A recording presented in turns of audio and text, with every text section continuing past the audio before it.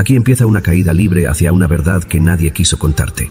Y una vez que la escuches, ya no vas a poder mirar igual a esa figura de túnica azul. Imagina esto, una joven en un pueblo olvidado de Medio Oriente, embarazada, sola, señalada. Y de repente, una historia tan perfecta, tan convenientemente celestial, que borra toda sospecha, toda culpa, todo juicio social. Fue el Espíritu Santo, dijeron. Es virgen, pero está embarazada, afirmaron. Y todos aceptaron, como si la lógica hubiese tomado vacaciones.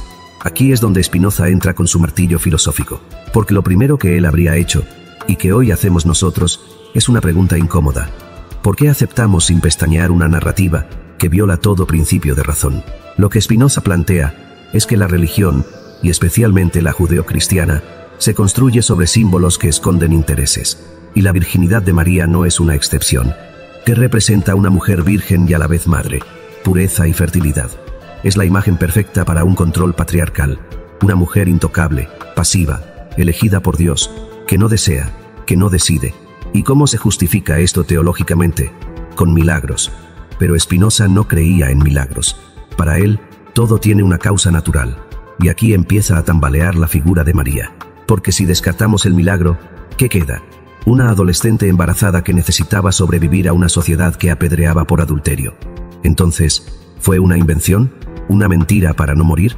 ¿O una mentira fabricada por otros siglos después para construir un ícono inmaculado? Spinoza lo decía claro.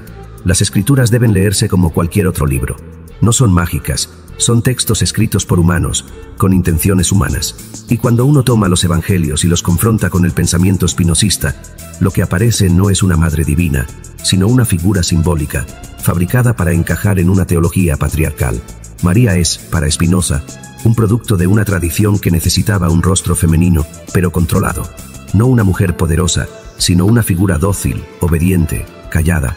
Porque una mujer que obedece a Dios, antes que al deseo humano, es el modelo perfecto para el control religioso. Pero eso no es todo. Si miramos bien, María casi no habla en los evangelios. No tiene voz propia, no toma decisiones, no piensa en voz alta. Está ahí para parir y callar, para ser madre sin ser mujer. Y eso, para Spinoza, era inaceptable, porque él defendía la libertad del pensamiento, del cuerpo, del espíritu. Y lo que ve en María no es libertad, es manipulación. Pero ¿quién creó esa manipulación? Spinoza apunta directamente a los líderes religiosos, los que convirtieron una historia simple en un relato sagrado, los que escribieron con tinta santa pero intenciones políticas, porque en el siglo I, decir que el Mesías nació de una mujer cualquiera no funcionaba. Había que adornarlo, elevarlo, convertirlo en profecía cumplida. Y ahí entra Isaías, con la famosa, la Virgen concebirá. Pero Spinoza estudió los textos originales en hebreo, y lo dejó claro. La palabra no es virgen, es joven. ¿Te das cuenta de lo que eso significa? Que todo el dogma mariano se basa en una mala traducción, en una mentira filológica. Y esa mentira se convirtió en dogma, en estatua, en rezo. Spinoza, sin gritarlo, solo con el peso de su lógica, arranca de raíz esa falsedad. Y al hacerlo, pone en duda no solo a María, sino a toda la estructura religiosa que se edificó sobre su pureza. Y si nos adentramos más, la cosa se vuelve todavía más incómoda. Porque, ¿qué dice la historia oficial? Que María fue madre de un solo hijo, Jesús, concebido sin pecado. Pero otros textos del Nuevo Testamento mencionan a los hermanos de Jesús. ¿Y eso qué significa? ¿Que María tuvo más hijos? ¿Entonces no era virgen? La Iglesia respondió con malabares teológicos, hermanos espirituales, primos, cualquier cosa menos admitir la evidencia textual. Spinoza habría sonreído, porque ahí está, de nuevo, el mismo patrón. Acomodar los hechos a la doctrina, no al revés. Fabricar verdades para mantener el control. Y no se detiene ahí. El pensamiento de Spinoza no solo destruye el mito de María como virgen, también pone en duda el lugar de la mujer en toda la teología cristiana. Porque si la única figura femenina relevante es una mujer que no tuvo sexo, no tuvo deseo, no tuvo poder, ¿qué mensaje se le da a las demás mujeres? Que su modelo es la renuncia total, la obediencia total, la invisibilidad. Spinoza, desde su exilio filosófico, expulsa esa mentira con una claridad brutal. No hay nada divino en negar la humanidad. Y María, tal como se la cuenta, no es humana. Es una ilusión diseñada para encajar en una maquinaria de dominación. Entonces, cuando ves una imagen de la Virgen María, lo que estás viendo no es a una madre, ni a una mujer, ni a una figura divina. estás viendo una construcción política, una narración cuidadosamente elaborada para cumplir un propósito, mantener a las masas bajo un orden. Spinoza lo entendió hace siglos, y nosotros lo estamos apenas redescubriendo, porque detrás de cada dogma hay una estrategia, y detrás de cada figura sagrada hay un poder que se oculta. María no es la excepción, María es el centro, el símbolo más pulido del control, y Spinoza, con la calma de quien no teme a la verdad, nos lo puso frente a los ojos. Y esto apenas empieza, porque en la próxima parte vamos a hundirnos en lo más delicado: el rol de José, la paternidad oculta, los silencios forzados y la manipulación narrativa. Si hoy desmontamos la virginidad de María, mañana vamos a exponer por qué su maternidad también fue escrita con tinta de mentira. La gran pregunta que nadie quiere hacer es: ¿dónde está José en todo esto? Porque si la historia de María se sostiene en el silencio, la historia de José se cimenta en la desaparición. Desaparece de los relatos, de los dogmas, de la conversación. Es un fantasma dentro de una narrativa que necesitaba desesperadamente una paternidad borrosa, silenciosa, una figura masculina que no estorbara, que no exigiera explicaciones. Y esa desaparición no es accidental. Spinoza, con su lectura quirúrgica de los textos bíblicos, habría dicho: cuando algo falta, es porque se quiere ocultar algo. Y ese algo es la verdadera paternidad de Jesús. Porque lo más incómodo de toda esta historia no es que María fuera virgen, sino que nadie supiera o pudiera decir quién era realmente el padre de su hijo. La idea del Espíritu Santo como responsable del embarazo de María no es más que una fórmula de escape, una coartada perfecta para una época en la que una mujer embarazada sin marido estaba condenada a la lapidación pública. ¿Y José? El relato dice que quiso dejarla en secreto para no exponerla. ¿Por qué alguien tendría que ocultar algo si cree en una historia divina? Spinoza habría respondido que José no creía en ningún milagro, que lo que vio fue una joven embarazada por otro hombre, y que tomó una decisión humana: desaparecer del conflicto. Pero los evangelistas no podían permitir eso, así que lo transformaron en un actor de reparto, obediente, que acepta todo sin hacer preguntas. Lo domesticaron, pero hay algo más profundo. Si analizamos la genealogía de Jesús en los evangelios de Mateo y Lucas, se presenta un linaje que llega hasta David, un linaje real, masculino, cuidadosamente trazado. Pero aquí viene el cortocircuito. Si Jesús nació sin intervención de hombre, ¿para qué sirve esa genealogía? ¿Qué sentido tiene decir que desciende de David si José no es su padre? Spinoza habría aplaudido esa contradicción como evidencia pura del artificio, porque los autores bíblicos quisieron hacerlo todo a la vez: un Mesías con sangre real, pero nacido milagrosamente. Es decir, querían el prestigio del linaje humano y la pureza del nacimiento divino. Y eso, para un pensador como Spinoza, es un insulto a la razón. No se puede tener una genealogía y al mismo tiempo negar la paternidad. Eso no es fe, eso es marketing teológico. Y es aquí donde aparece el verdadero núcleo del problema: la necesidad desesperada de controlar la narrativa desde el origen. Jesús no podía ser simplemente un niño más, hijo de dos aldeanos comunes. Tenía que tener un halo, un relato grandioso desde la cuna. Y para eso, había que distorsionar, omitir, reescribir. María tenía que ser virgen, José tenía que ser invisible, y el Padre, mejor si era intangible. El Espíritu Santo es, en realidad, un silencio disfrazado de misticismo, una figura que no se puede interrogar, que no deja huellas, que no contradice nada. Spinoza odiaba ese tipo de construcciones. Para él, la verdad debía ser examinable, rastreable, coherente con la naturaleza, y nada en este relato lo es.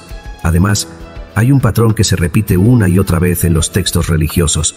Cada vez que hay una inconsistencia, se tapa con un sueño, una visión, una voz divina. José, por ejemplo, recibe en sueños la instrucción de no repudiar a María. ¿Un sueño? ¿Esa es la base para aceptar una paternidad incomprobable? Para Spinoza, eso no era argumento, era evasión, porque los sueños no son prueba de nada. Son construcciones mentales que reflejan deseos, miedos, traumas. Usarlos como justificación de una decisión tan delicada es, desde su perspectiva, una señal clara de que no había forma de sostener el relato en términos racionales. Pero vayamos más allá. La figura de José no solo desaparece como padre, también desaparece como hombre. No tiene conflicto, no expresa dudas, no siente celos, no tiene deseo. ¿De verdad alguien cree que un ser humano normal, enfrentado a esa situación, simplemente obedece sin decir palabra? La respuesta, desde la lógica de Spinoza, es un rotundo no. José fue despojado de su humanidad para no interrumpir el relato divino. Fue neutralizado, convertido en un títere obediente, porque cualquier rastro de duda, cualquier gesto de rabia o de tristeza, habría contaminado la figura de María. y eso, para la maquinaria religiosa, era inaceptable. María debía brillar, y José debía desaparecer. Y sin embargo, su presencia fantasmal sigue generando preguntas. Porque si Jesús no era hijo de José, entonces ¿de quién? ¿Por qué esa parte se oculta tan ferozmente? ¿Qué tan peligrosa era esa verdad como para que se prefiriera inventar un embarazo milagroso? La única respuesta lógica, según Spinoza, es que el verdadero padre era alguien que no podía ser mencionado. Tal vez un romano, un soldado, un extranjero, o simplemente alguien que no formaba parte del relato oficial. Alguien incómodo. Y esa incomodidad fue sepultada bajo capas de dogma. Lo más perverso es que esta manipulación no solo afecta a José, también afecta a Jesús, porque lo convierte en un personaje que nace de una contradicción. Si no tiene padre humano, no puede heredar nada. No puede ser rey, no puede ser descendiente de David, no puede cumplir ninguna profecía. Entonces todo el relato mesiánico se desploma, y si lo tiene, entonces el dogma de la virginidad de María se cae como un castillo de naipes. Spinoza, que vivía para cazar contradicciones, se habría deleitado con este dilema, porque aquí no se trata de fe, sino de lógica básica. O una cosa, o la otra, no las dos. Y si alguien piensa que esto es una exageración, que todo esto no importa, que lo central es el mensaje espiritual, habría que preguntarse por qué la Iglesia insiste tanto en mantener intacto este relato. ¿Por qué no permite cuestionarlo? ¿Por qué lo convirtió en dogma? Porque sabe que si se cae la historia de la concepción virginal, se cae una de las columnas del cristianismo, se cae la idea del nacimiento divino, se cae el mito, y con él se cae el poder que ha sostenido durante siglos. Spinoza no lo dijo con esas palabras, pero lo insinuó claramente. Las religiones no buscan la verdad, buscan la obediencia, y la obediencia necesita mitos. El de María y José es uno de los más poderosos. Por eso, cuando vemos una representación navideña, con el pesebre, los animalitos, María sonriente y José a su lado en silencio, no estamos viendo una escena histórica. Estamos viendo una puesta en escena diseñada para adoctrinar. Una coreografía cuidadosamente repetida para reforzar una narrativa. Una mentira contada con música de fondo. Y esa mentira, cuando se acepta sin cuestionar, se convierte en parte del sistema de control. José no es un padre, es una excusa. Un personaje simbólico creado para justificar lo injustificable, para tapar el hueco más incómodo del relato. Y María, en medio de todo esto, se convierte en la única figura que no puede ser discutida. Intocable, perfecta, inmaculada, pero no por lo que hizo, sino por lo que dijeron de ella. Spinoza nos dejó una herramienta para derribar eso, el pensamiento libre, y usarlo, hoy más que nunca, es un acto de rebelión contra siglos de manipulación narrativa. Porque la verdadera herejía no es dudar de María. La verdadera herejía es seguir repitiendo una historia que nunca se permitió ser contada en voz alta, completa y sin censura. Y eso lo vamos a hacer aquí, parte por parte, hasta que no quede nada por esconder. El mito de la Virgen María no nació en un vacío, no cayó del cielo como una verdad revelada. Fue tejido, diseñado, moldeado y calculado en un contexto muy concreto. Un imperio, una política, una guerra de símbolos. Y lo que Spinoza habría desmantelado sin piedad es precisamente eso, que la figura de María no fue una aparición divina, sino una jugada de poder, no espiritual, no celestial, terrenal, humana, sucia, si quieres, porque detrás de cada símbolo religioso hay una intención política, y el cristianismo naciente no era la excepción. La Virgen María fue creada para ganar una guerra cultural. En el mundo antiguo, especialmente en el área del Mediterráneo, las diosas madre eran omnipresentes. Isis en Egipto, Cibeles en Anatolia, Deméter en Grecia. Todas eran figuras femeninas poderosas, adoradas, temidas, veneradas como dadoras de vida. Eran diosas fértiles, sexuales, autónomas. Y lo que hizo el cristianismo con la bendición del Imperio Romano fue tomar esa energía femenina, vaciarla, esterilizarla y transformarla en algo obediente. María no es una evolución de esas diosas, es su versión domesticada. Y esa domesticación no fue casual, fue una estrategia. Porque para que el nuevo culto cristiano se impusiera, tenía que reemplazar los íconos paganos, tenía que apropiarse de sus formas pero borrar su contenido.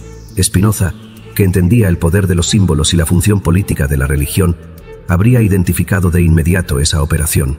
Lo que se hizo con María fue lo mismo que se hizo con otros elementos del cristianismo primitivo, adaptar lo ajeno, modificarlo, hacerlo pasar por propio. María es el camuflaje perfecto. Su imagen, con el niño en brazos, es un calco visual de las representaciones de Isis con Horus. Mismo gesto, misma posición, misma estructura icónica. ¿Y qué significa eso? que no es revelación, es reciclaje.